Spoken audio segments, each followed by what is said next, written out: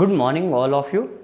आपके अपने YouTube channel geography junction पे मैं श्याम देवड़ा आपका स्वागत करता हूँ। आज अपन बात करेंगे समांतर माध्य में अखंडित श्रेणी की। और अखंडित श्रेणी की सबसे बड़ी विशेषता है यह है कि यहाँ पे आपको प्रश्न में वर्ग अंतराल दिया हुआ मिलेगा। जहाँ कहीं पर भी प्रश्न में अगर वर्ग अंतराल दिया हुआ, इसका मतलब है यह अखंडित श्रेणी है। जैसे देखो मेरे पास में एक प्रश्न दिया हुआ है, ये प्रश्न दिया हुआ यहाँ पे अपन ने जो पिछले दो प्रश्न किए थे वो अपन ने प्रत्यक्ष विधि की सहायता से किए थे। जो मैंने आपको पहले सूत्र लिखवाए थे प्रत्यक्ष विधि के, और मैंने आपको लघु विधि के सूत्र लिखवाए। तो आज अपन जो तीसरा प्रश्न है वो लघु विधि के माध्यम से कर रहे हैं, लघु विधि के माध्यम, यानी उसमें कल्पित मान लेके। तो देखो लघु विधि के माध्यम से अपन किस प्रकार से करते हैं। जैसे यहाँ पे एक आपको प्रश्न में केवल ये दिया हुआ मिलेगा प्राप्तांक। प्राप्तांक यानी विद्यार्थियों को जो प्राप्त अंक हुए हैं, जैसे 0 से 10 जो विद्यार्थी थे उनको उनकी आवर्ती है 40, यानी 40 लड़कों को 0 से 10 के बीच में प्राप्तांक मिले। ये दो, एक तो विद्यार्थियों की संख्या यानी आवर्ती, ये एफ मिलेगा, और एक आपको वर्गांतराल मिलेगा। ये दो चीज आपको प्रश्न में मिलेगी। फिर आपको याद क्या करना है, वर्ग अंतराल जहां कहीं पर भी दिया होता है तो सबसे पहले अपन इसका मध्य बिंदु निकालते हैं, यानी ऊपरी सीमा प्लस निम्न सीमा बट्टा 2। यानी ये जो दिया हुआ 0 + 10 बट्टा 2 तो आ जाएगा 5, 10 + 20 तो आ जाएगा 30, 30 में 2 का भाग देंगे तो 15, यानी मध्य बिंदु निकालना वर्गांतर का। तो इस प्रकार से अपन ने मध्य बिंदु निकाला वर्गांतर का। और ये तीसरी आपको आवर्ती दी हुई है। अब आपको करना क्या है, जो आपके जो मूल्य जो दिया हुआ है, जो आपके आवर्ती दिया हुआ है, इसमें आपको कोई भी जो मान दिया हुआ इसमें से किसी एक को अपन क्या करते हैं, कल्पित मान मान लेते हैं। जो अपन लिखते हैं a बराबर, a को जो आपके सूत्र में यहाँ पे दिया हुआ है ये a, इसको अपन कहते हैं कल्पित माध्य। इसको अपन ने कल्पित मान माना। जैसे 1 बराबर अपन ने माना है 25, ये a बराबर 25। तो अब अपन जो मान निकालेंगे dx, वो x - a।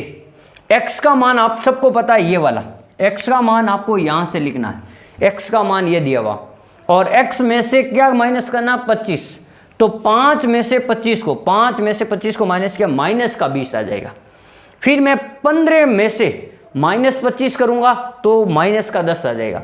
फिर मैं 25 में से -25 करूंगा तो 0 आ जाएगा। फिर 35 में से -25 करूंगा तो प्लस का 10 आएगा। किसका, यहाँ पे प्लस का 10 है। फिर यहाँ पे 45 - 20 करूंगा तो यहाँ पे प्लस का 20 आ जाएगा।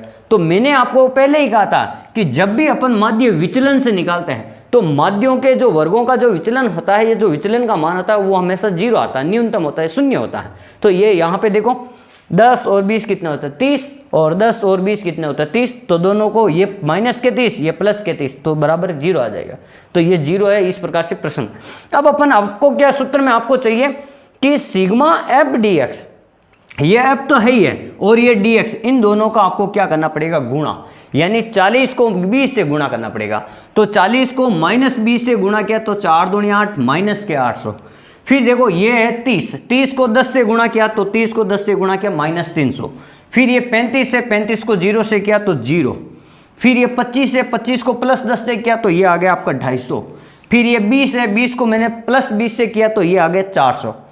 अब आपको इस dx को भी क्या करना है, जोड़ना है। जो आपने ये गुणा किया ना f और dx, इसका भी आपके सूत्र में दिया हुआ, देखो सिग्मा f dx। सिग्मा का मतलब जोड़ना, किस किस को, f dx का जो गुणा किया।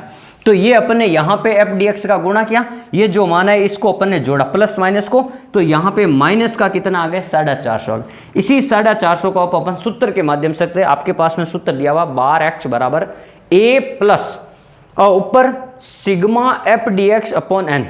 तो बराबर मैंने यहाँ पे सूत्र में रखा, एक की जगह अपन ने कल्पित माध्य अपन ने 25 माना, प्लस 450 बट्टा 150। 150 कहाँ से है, ये देखो n का मान यहाँ पे दिया हुआ, चाहे सिग्मा f का हो चाहे n का हो, यहाँ पे 150। फिर मैंने देखो 450 में 150, यहाँ 1 0 से 1 0, 15 का भाग दिया, यहाँ पे 3 आ गया। तो ये जो 3 आया 15 का मान, तो ये जो 25 है, 25 के आगे देखो प्लस दिया हुआ है, और यहाँ पे देखो 3 के आगे माइनस दिया हुआ है। तो इस कोष्टक को जब अपन खोलेंगे तो प्लस माइनस माइनस हो जाता है, तो ये मैंने माइनस कर दिया। तो 25 में से 3 चले गए तो ये आपके उत्तर आ गया 22। तो इस प्रकार अपन कह सकते हैं कि समांतर माध्य की जो खंडित श्रेणी है, अखंडित श्रेणी में भी आपको ये ध्यान रखना कि ये जो प्रश्न है अपने लघु विधि के माध्यम से किया है। तो इस प्रकार अपन ने जो दोनों सूत्र थे, एक लघु विधि से, एक प्रश्न लघु विधि से कर लिया, 2 प्रश्न अपन ने प्रत्यक्ष विधि से कर लिए। अगर आपको हमारी मेहनत पसंद आ रही है तो आप हमारे चैनल को लाइक, शेयर और कमेंट जरूर करें, ताकि हमारा मोटिवेशन बना रहे और आगे भी अपन इसी प्रकार से वीडियो की जो श्रृंखला है वो जारी रहे और हमारे लिए जो ये यूजफुल रहे। जो आपको अच्छा लगे उसके ऊपर ज़रूर आप कमेंट जरूर करें। धन्यवाद।